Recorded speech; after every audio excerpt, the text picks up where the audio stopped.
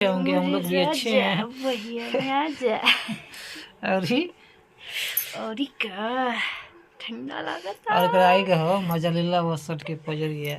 हमारा इतना ना मिला, हमारा ठंडा लगाता है। हमारा कहता है तारा गला दे भाई, ठंडा लगा ठंडा दे टक भाई। लगता है।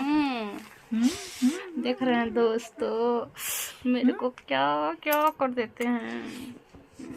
इनको ठंडा लग रहा है, हमको गर्मी लग रहा है। हाँ तू तो अपन स्वेटर साल सब पहन ले बाड़ा, तो एक मतलब ही ना भाई कि हमरा ठंडा ना लागता। ऐसा कोनो बात नहीं समझ के, ला। हमके भी ठंडा लगता बा, ताकि भी ठंडा लगता बा। ठंडा सबके लगता ठंडा के दिन में। तो नहीं पेन का आज शूटर अच्छा ये रख बतावा, जाइए। आज हम कैसे लगे थे? एकदम मस्त लाजवाब कमाल।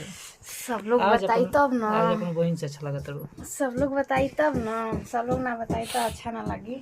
सब लोग कमेंट करी ना तब हमारा ज्यादा अच्छा लगी। सब कोई करे कमेंट। हाँ बहुत बढ़िया हो गया तुम। अरे बाबू ठंडा हमरा ज्यादा लगता है।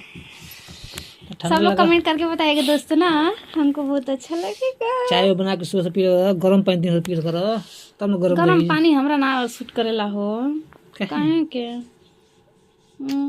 करी सूट ना सूट करेला। तू करी। गरम रहेला तो ना सूट करेला, तो पानी है। ठीक है दोस्तों, मिलते हैं अगले वीडियो में, तब तक के लिए चलते हैं, नमस्ते, बाय।